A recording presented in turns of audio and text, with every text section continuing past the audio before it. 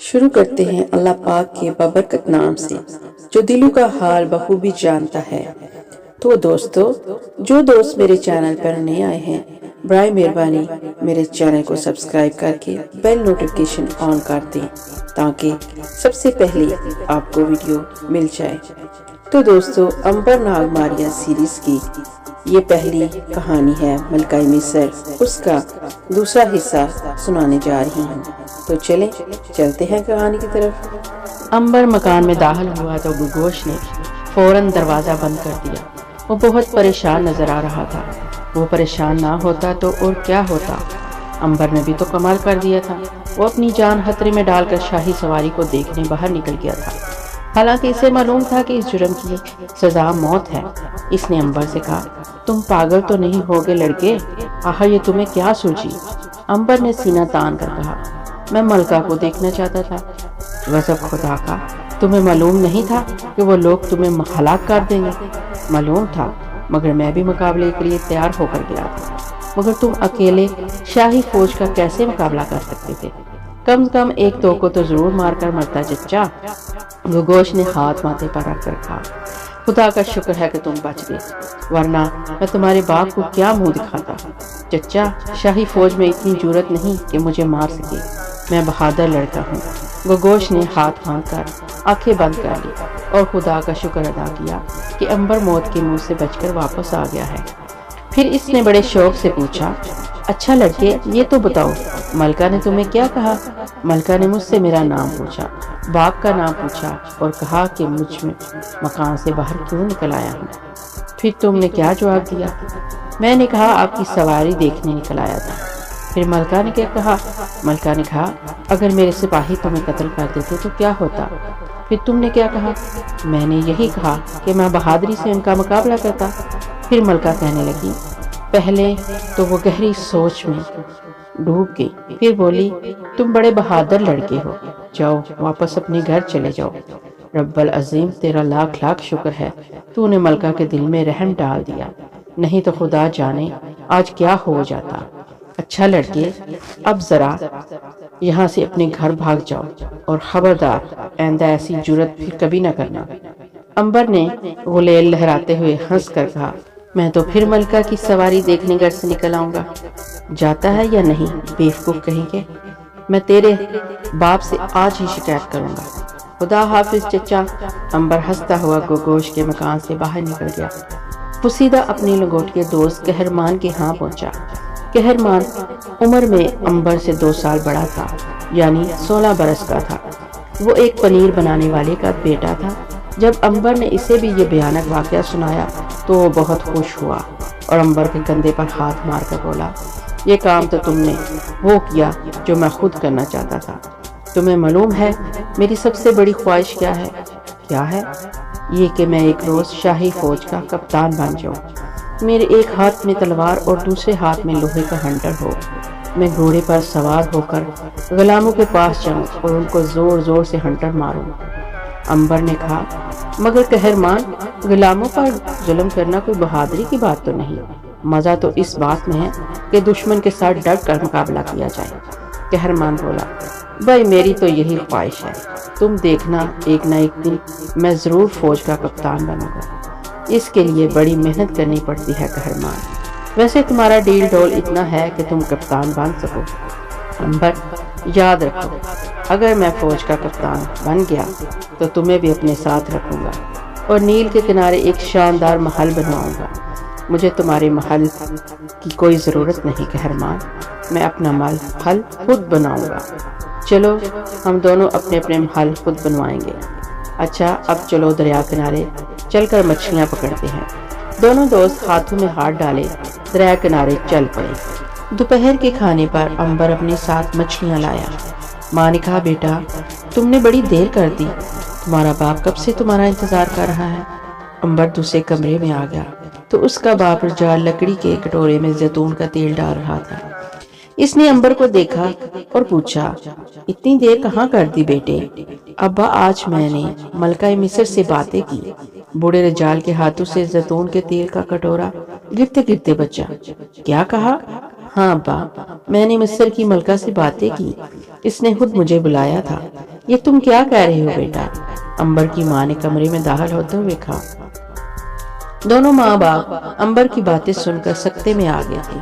وہ سوچ بھی نہیں سکتے تھے کہ ملکہ ایک روز اپنے بیٹے سے گفتگو کر سکتی ہے۔ امبر نے باپ اور ماں کو شاہی سواری کا سارا قصہ سنایا۔ دونوں بوڑھے میاں بیوی بڑے غور سے واقعہ کا ایک ایک لفظ سنتے رہے۔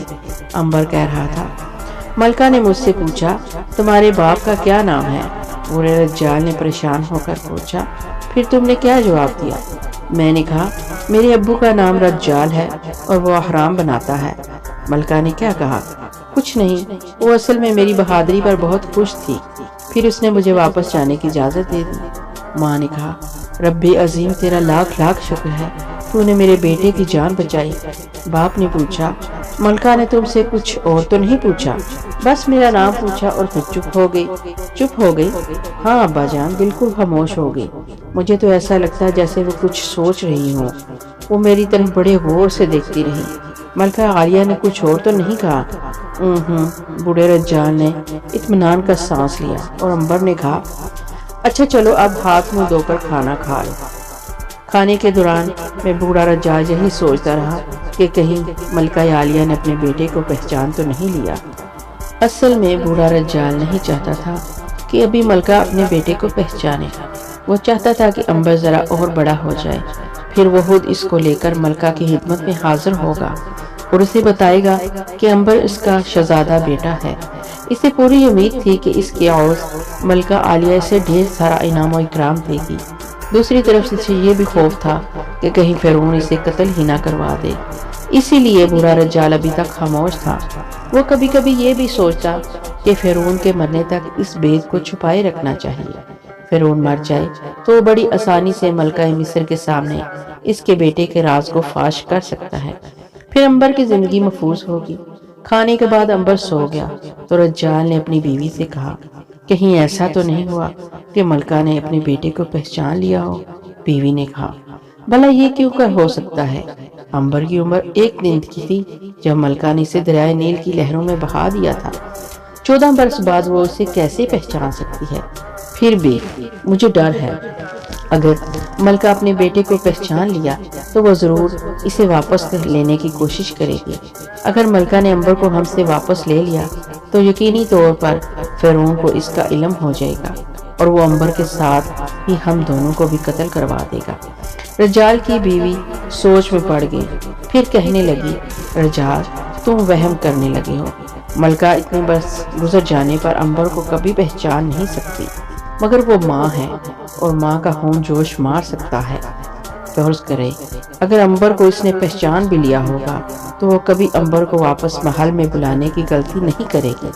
اسے اچھی طرح علم ہوگا کہ اس طرح فرعون کو بیٹے کا پتہ چل جائے گا اور وہ نجومیوں کی پیشن گوئی کے مطابق اسے فوراً قتل کروا دے گا، اور کوئی عجب نہیں کہ وہ ملکہ کو بھی ساتھ ہی مروا دے۔ یہ تم ٹھیک کہہ رہی ہو، لیکن میرا خیال ہے کہ اب ہمیں محتاط رہنا چاہیے۔ فکر نہ کریں، رب عظیم ہماری حفاظت کرے گا۔ بوڑھے رجال نے کچھ سوچتے ہوئے کہا، کیا خیال ہے میں امبر کو لے کر ملکہ عالیہ کی خدمت میں حاضر نہ ہو جاؤں؟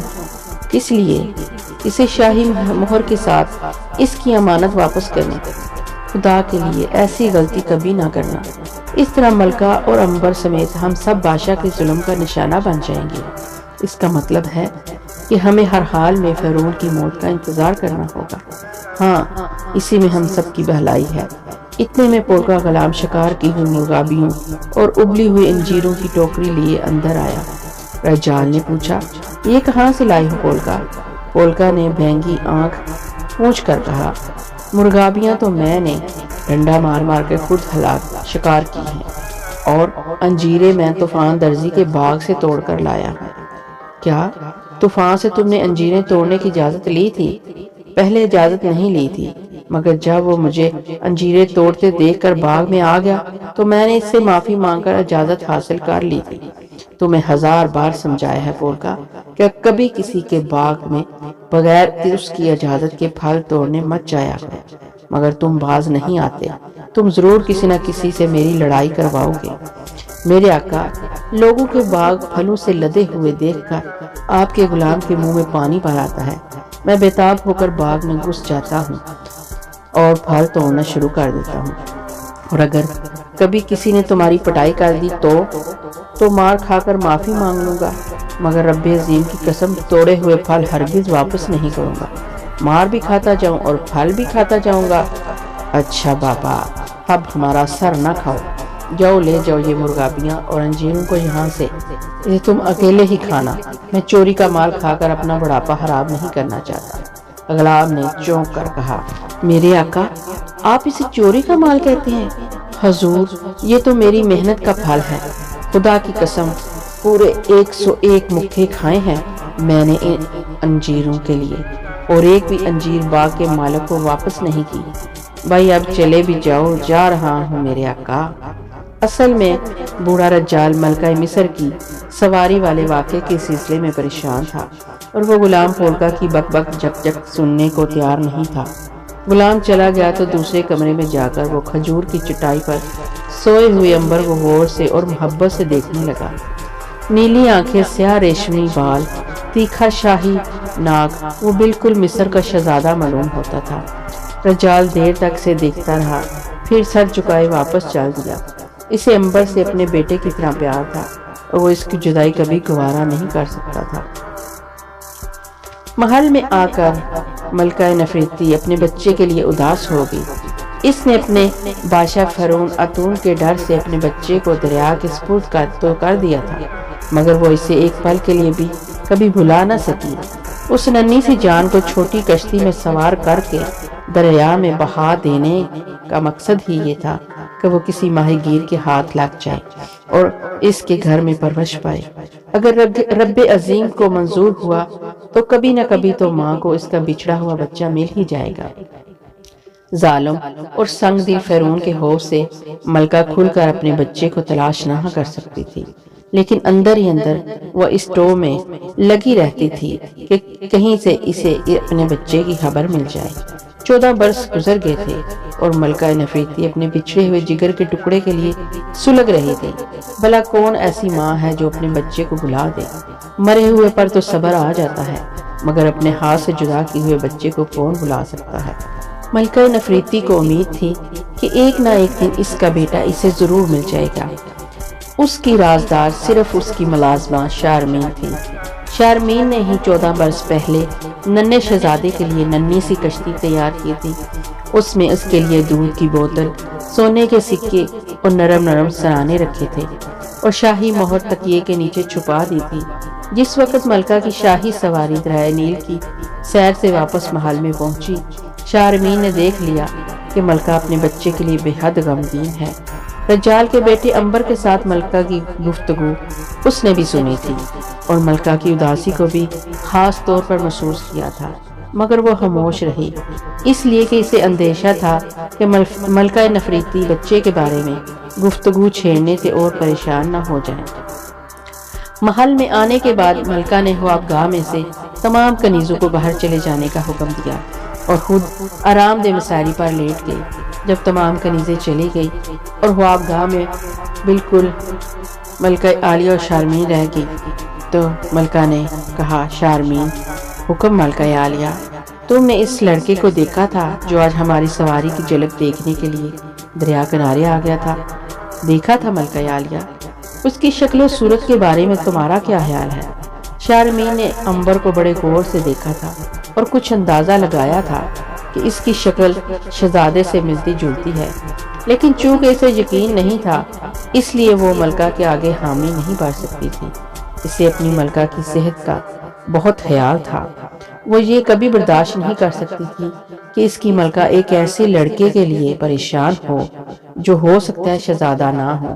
چنانچہ اس نے بڑی عقل مندی سے کہا، شکل و صورت بھولی بھالی تھی ملکہ عالیہ اس کی۔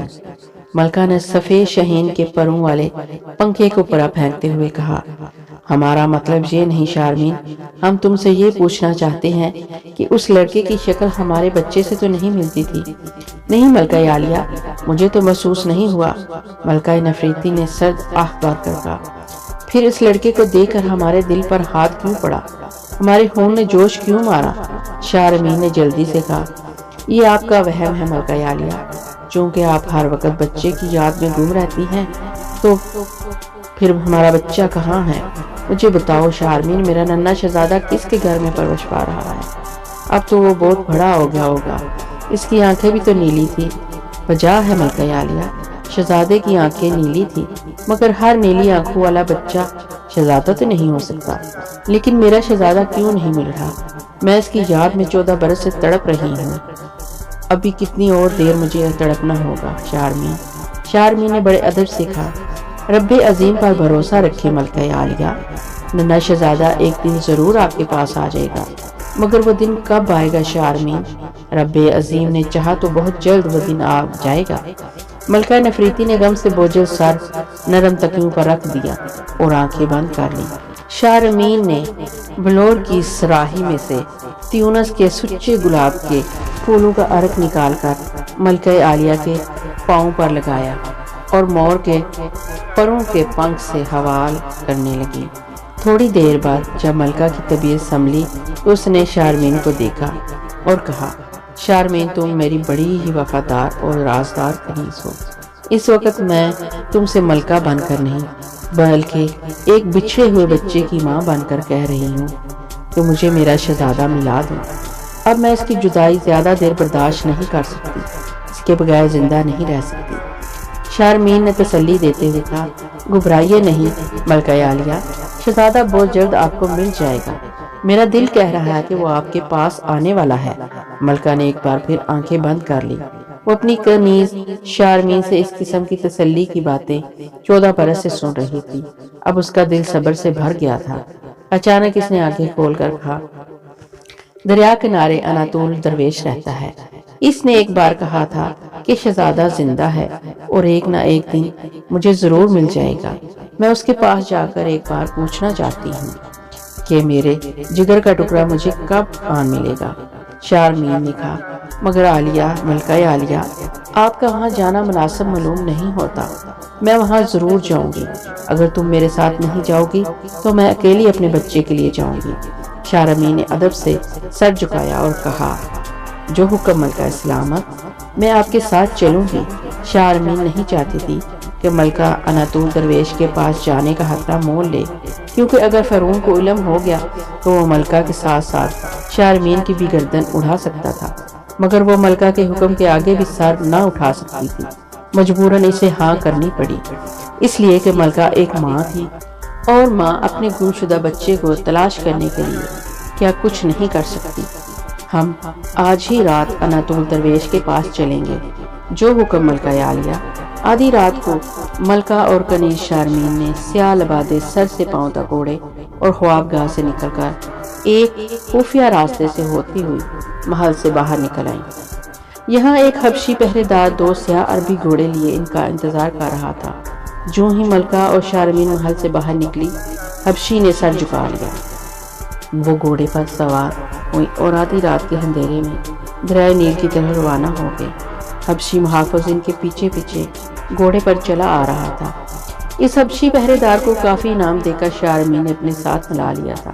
اسے صرف یہی بتایا گیا تھا کہ ملکہ کے سر میں درد رہتا ہے، جس کا دم کروانے وہ درویش اناطول کے پاس جا رہی ہیں۔ ملکہ اور شارمین کے سیاہ عربی گھوڑے ہوا سے باتیں کرتے جا رہے تھے۔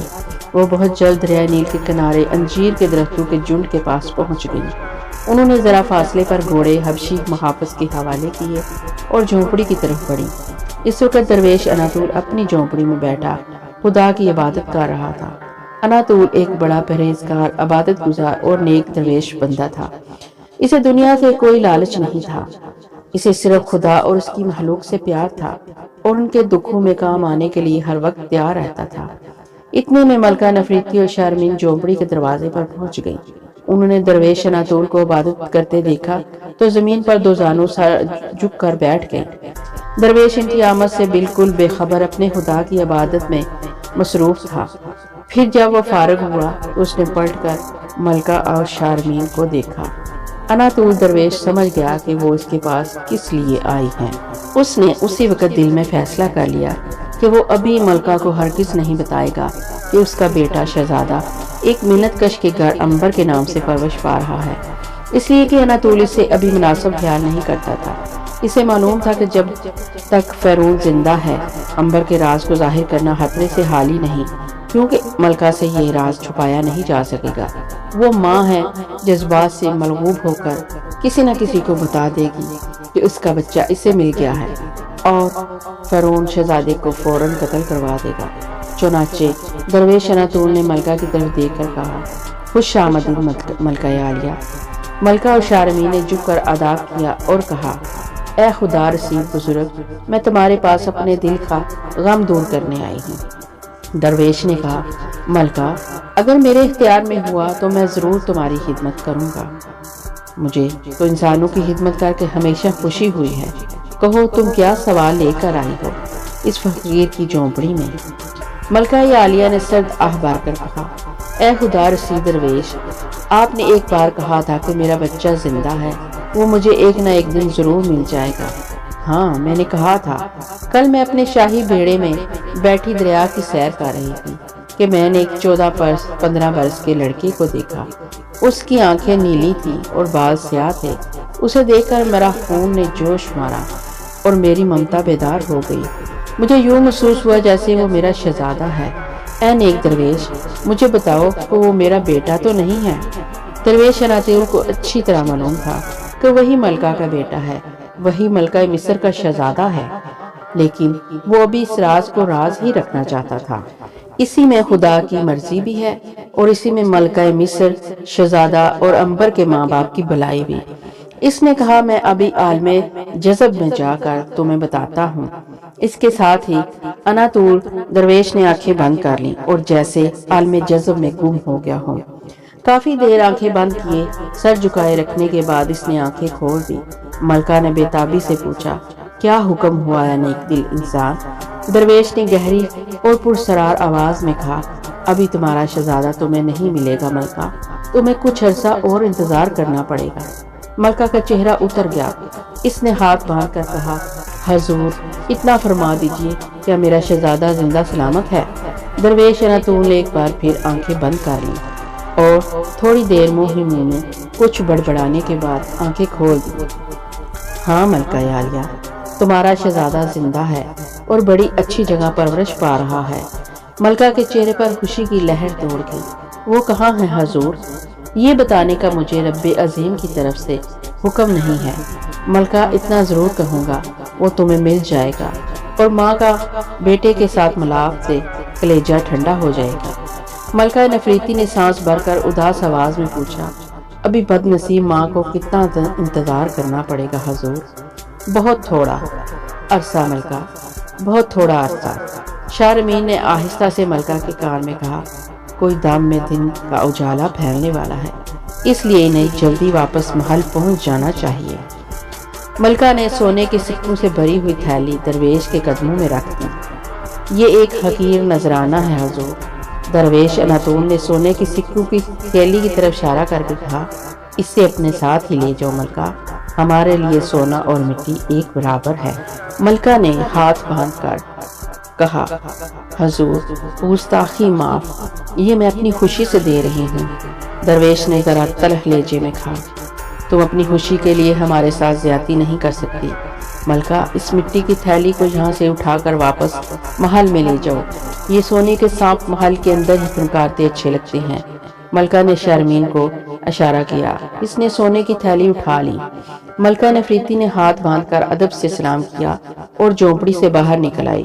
کچھ دور انجیر کے درختوں تلے حبشی غلام سیاہ گھوڑے لیے ان کا انتظار کر رہا تھا۔ شارمین نے ٹھیک کہا تھا، آسمان پر دن کا اجالا پھیلنے والا تھا اور انہیں بہت جلد واپس محل پہنچ جانا چاہیے تھا۔ وہ گھوڑے پر سوار ہوئی اور گھوڑے کی باگیں ڈھیلی چھوڑ دی۔ عربی گھوڑے محل کی طرف بھاگنے لگے۔ ملکہ کے جانے کے بعد درویش اناطول فکر مند ہو گیا۔ 14 برس کے طویل انتظار کے بعد ملکہ مصر ایک ماں کی طرح آج پہلی بار اپنے بچھڑے ہوئے بچے کے لیے پریشان ہوئی تھی، اور اس کی وجہ سوائے اس کے اور کچھ نہیں تھی کہ اس نے دریائے نیل کے کنارے عنبر کو دیکھ لیا تھا، جو حقیقی معنوں میں اس کا بیٹا تھا۔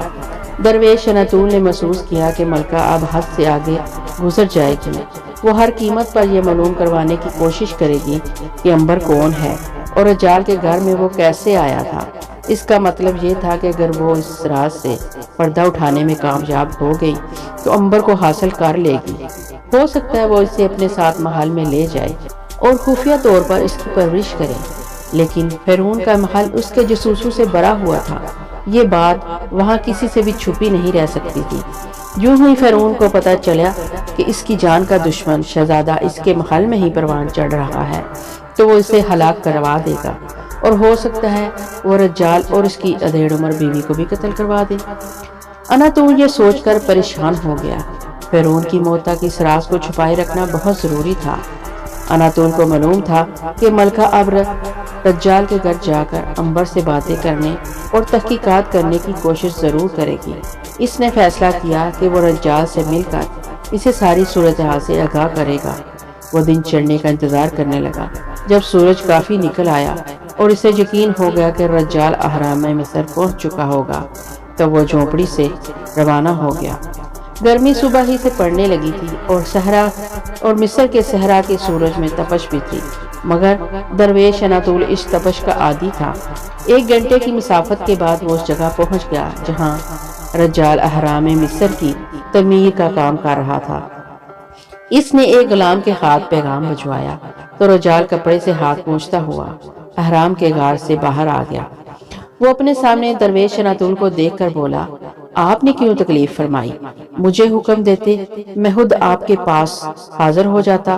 درویش نے کہا، رجال کام ہی ایسا تھا کہ ہمیں خود تمہارے پاس آنا پڑا۔ میں چاہتا ہوں کہ ہم کھجوروں کے سائے میں بیٹھ کر باتیں کریں۔ جیسے آپ فرمائیں۔ وہ دونوں قریب ہی کھجوروں کی ٹھنڈی ٹھنڈی چھاؤں میں بیٹھ گئے اور باتیں کرنے لگے۔ رجال کو معلوم تھا کہ اناتول عنبر کے بارے میں سب کچھ جانتا ہے۔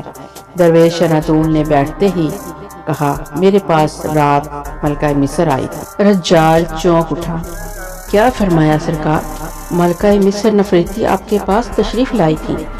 ہاں رجال، میری بات غور سے سنو۔ رجال ہمتن گوش ہو کر بیٹھ گیا۔ درویش اناتول نے کہا، میں جانتا ہوں عنبر سے تم کو اپنے حقیقی بیٹے کی طرح پیار ہے، تم اس کی جدائی گوارا نہیں کر سکتے۔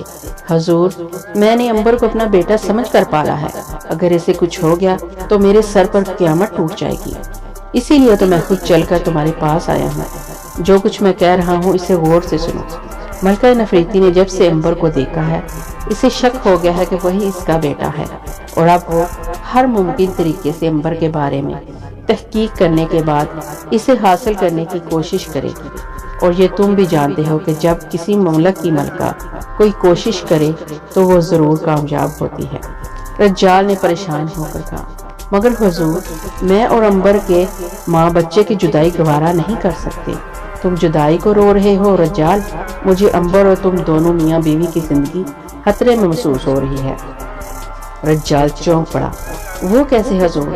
وہ ایسے کہ اگر ملکہ نفریتی کو پتہ چل گیا کہ عنبر ہی اس کا بیٹا ہے تو وہ اسے تمہارے گھر سے لے جائے گی، وہ اسے اپنی آنکھوں کے سامنے رکھے گی۔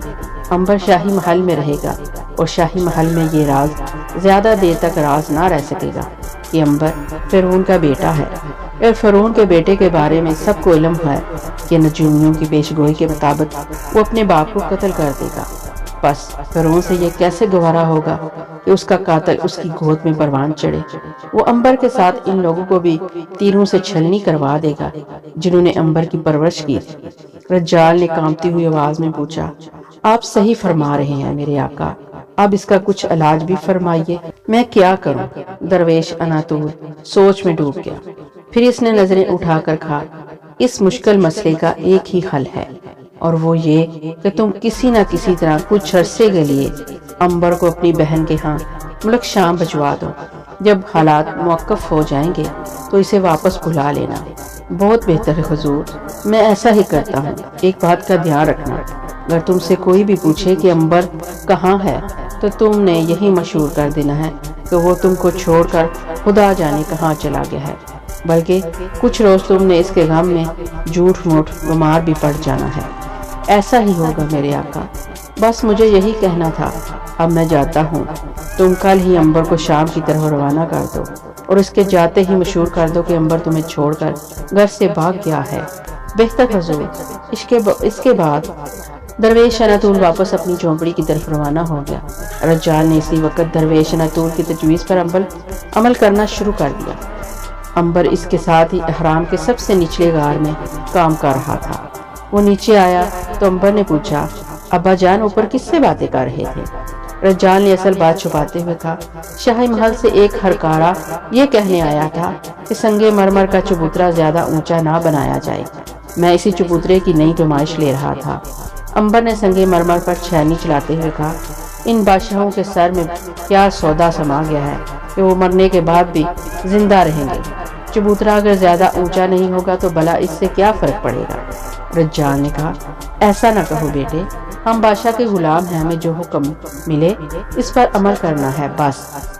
شام کو کام سے فارغ ہو کر دونوں باپ بیٹا اور غلام پولکا گھر پہنچے تو کھانا تیار تھا۔ پولکا نے سونگتے ہوئے کہا، اماں آج آپ نے کیا پکایا ہے؟ لگتا ہے مگر مچھ پکایا ہے۔ امبر کی ماں نے لکڑی کی ڈوئی اس کے ہاتھ پر مار کر کہا، کبھی زبان کو بند بھی رکھا کرو پولکا، آج تو میں نے مرغابی چاول بنائے ہیں۔ رب عظیم کی قسم، مرغابی چاول تو میرا من بھاتا کھانا ہے۔ غلام پولکا نے خوش ہو کر کھا۔ کھانے کے بعد غلام پولکا انگوروں کی گوڈی کرنے چلا گیا۔ رجال نے ساری بات اپنی بیوی کو بتا دی۔ وہ پہلے تو بڑی پریشان ہوئی، پھر اس نے بھی درویش اناطول کی تجویز کو پسند کرتے ہوئے کہا، ہمیں امبر کو جلد ہی شام روانہ کر دینا چاہیے۔ میں آج ہی امبر سے بات کروں گا، وہ بھی کئی دن سے کہہ رہا تھا کہ میں کام کرتے کرتے تھک گیا ہوں۔ رات کو جب باپ بیٹا سونے لگے تو رجال نے امبر سے بات شروع کر دی۔ اس نے کہا کہ وہ چاہتا ہے امبر کچھ دیر کے لیے ہوا بدلی کے واسطے اس کی بہن کے پاس ملک شام چلا جائے۔ امبر نے خوش ہو کر کہا، ابا جان آپ نے تو میرے دل کی بات کہہ دی، میں تو کئی روز سے چاہ رہا تھا کہ کہیں سیر و تفریح کے لیے نکل جاؤں۔ احرام کے ٹھنڈے نم آلودہ غاروں نے میرا ناک میں دم کر رکھا تھا۔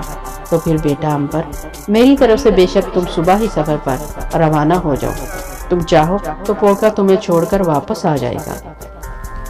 تو دوستو، یہاں تک کی کہانی کیسی لگی؟